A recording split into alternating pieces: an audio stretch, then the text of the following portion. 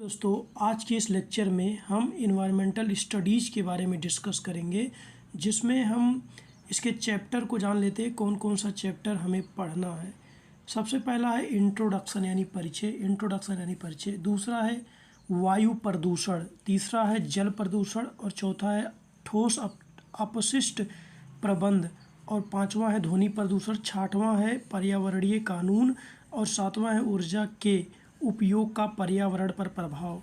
Total हमें 1 से लेकर 7 चैप्टर्स किसमें इन्वायरमेंटल स्टडीज़ में पढ़ना है। तो वीडियो शुरू करते हैं। सबसे पहले हम जानते हैं इंट्रोडक्शन। पहला चैप्टर जो है वो है इंट्रोडक्शन। तो सबसे पहले हम समझते हैं पारिस्थितिकी क्या है, इकोलॉजी क्या है। विज्ञान की वह शाखा जिसके अंतर्गत पर्यावरण एवं जीवों के परस्पर संबंधों का अध्ययन किया जाता है, पारिस्थितिकी कहलाता है, इकोलॉजी कहलाता है। इकोलॉजी शब्द 2 ग्रीक शब्दों ओकियोस एंड लोगीज से मिलकर बना है, जिसमें ओकियोस का अर्थ है रहने का स्थान तथा लोगीज का अर्थ है विज्ञान। इन दोनों शब्दों को मिलाकर इकोलॉजी नामक नया शब्द बनाया गया है, जिसका अर्थ है वह आवास जहाँ जीव बसता है। थियोफ्रेस्टस को पारिस्थितिकी विज्ञान का जन्मदाता माना जाता है। पारिस्थितिकी विज्ञान का जन्मदाता किसको माना जाता है? थियोफ्रेस्टस को। इकोलॉजी के अंतर्गत समुद्र, मरुस्थल, जंगल आदि सभी क्षेत्र आते हैं, जिसमें मानव जाति, पेड़ पौधे, जीव जंतु आदि एक दूसरे पर निर्भर होकर भोजन, आवास तथा अन्य कार्यों के लिए पर्यावरणीय संबंध बनाते हैं। पारिस्थितिकी को मुख्यतः 2 भागों में बांटा गया। पहला है स्वपारिस्थितिकी, दूसरा है समपारिस्थितिकी। स्वपारिस्थितिकी इसके अंतर्गत किसी वातावरण विशेष में एक ही प्रजाति के जीव का पोषण, वृद्धि, जनन, परिवर्धन एवं जीवन चक्र आदि का अध्ययन किया जाता है। इसमें क्या किया जाता है? एक ही प्रजाति के जीवों का पोषण, वृद्धि, जनन, परिवर्धन, जीवन चक्र का अध्ययन किया जाता है। उसे क्या कहते हैं? स्वपारिस्थितिक तंत्र।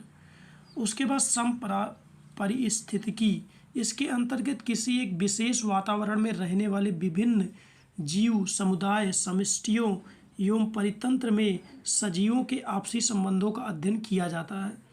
मानव भी इसमें क्या किया जाता है? इसमें एक विशेष वातावरण में रहने वाले विभिन्न जीवों का, इसमें एक प्रजाति के जीवों का, इसमें विभिन्न समुदाय के जीवों का वर्णन किया जाता है। तो उसे क्या कहते हैं? परितंत्र कहते हैं, इकोसिस्टम कहते हैं। सजीवों के आपसी संबंधों का अध्ययन किया जाता है। मानव भी परितंत्र का ही एक भाग है, क्योंकि यह भी किसी न किसी प्रकार से वातावरण में उपस्थित सभी जीव जंतुओं, पेड़ पौधों आदि पर निर्भर करता है। पारिस्थितिकी तंत्र जो है इकोसिस्टम, इंग्लिश भाषा के 2 शब्दों से मिलकर बना है। क्या है इकोसिस्टम? इको यानी परि यानी चारों तरफ, हमारे आसपास चारों तरफ, और सिस्टम यानी तंत्र या व्यवस्था। अतः पारिस्थितिकी तंत्र एक अंतःक्रियात्मक एवं आत्मनिर्भर प्राकृतिक व्यवस्था है। इकोसिस्टम के अंतर्गत बायोटिक एंड अबायोटिक दोनों वातावरण सम्मिलित हैं, और ये दोनों एक दूसरे को प्रभावित करते हैं। इनमें पारस्परिक संबंध इतना है कि एक के बिना दूसरे का कोई अस्तित्व नहीं है। उसके बाद कंपोनेंट ऑफ इकोसिस्टम, जो इकोसिस्टम के कंपोनेंट है वो है जैव घटक और दूसरा है अजैव घटक। आज के इस लेक्चर में हम केवल जैव घटक के बारे में डिस्कस करेंगे। इसके बाद हमारा सेकंड लेक्चर आएगा, जिसमें हम जैव घटक के बारे में डिस्कस करेंगे। लेकिन आज हम किसके बारे में डिस्कस करेंगे? अजैव घटक, अबायोटिक। तो अकार्बनिक पदार्थ, इसको 3 भागों में बांटा गया है, A, B, C। तो अभी हम पढ़ते हैं A, अकार्बनिक घटक। इसके अंतर्गत nitrogen, oxygen, phosphorus, sulphur, hydrogen, पानी है, H2O है। वातावरण में इसका चक्रण होता रहता है, जो जीवन के लिए आवश्यक है। जलीय चक्र, पहला है जलीय चक्र। तो इसमें क्या है? भूमंडल पर पानी लगभग 73% है।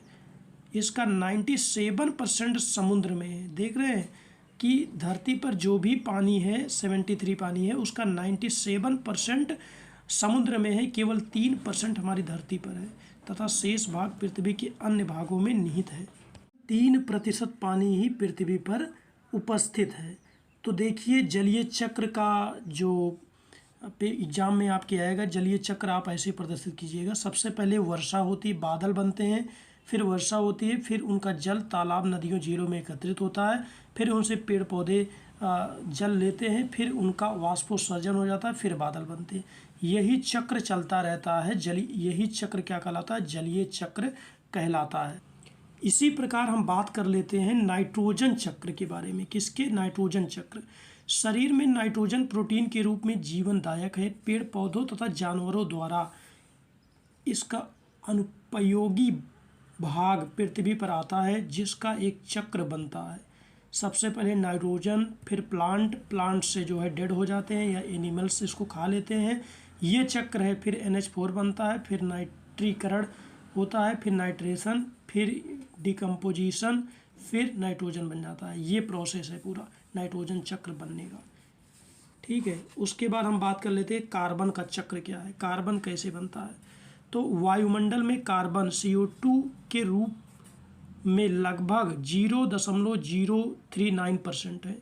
देखिए पूरे वायुमंडल में केवल 0.039% कार्बन डाइऑक्साइड है, केवल 0.039%। ये SSC JEE का क्वेश्चन है, ये एक बार पूछा गया SSC JEE में कि जो है कार्बन का प्रतिशत वायुमंडल में कितना है, तो देख लीजिए 0.039% है। यह मानवीय क्रियाओं, औद्योगिकीकरण, जंगलों के कटाव, ज्वालामुखी आदि से निकलकर वायुमंडल में मिल जाता है, आपको पता होगा ये हमारे शरीर के लिए बहुत नुकसानदायक होता है कार्बन डाइऑक्साइड। हम लोग ऑक्सीजन लेते हैं और कार्बन डाइऑक्साइड लेते हैं, ये पेड़ पौधों के लिए लाभदायक होता है। उसके बाद इसका जो चक्र है, जैवीय अपघटन से ही लगभग 95% CO2 गैस प्राप्त होती है। जैवीय अपघटन से 95% CO2 प्राप्त होती है।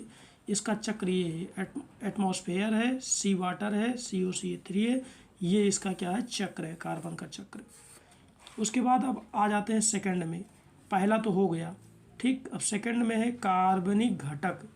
इसमें कार्बोहाइड्रेट व प्रोटीन आदि पदार्थ सम्मिलित हैं।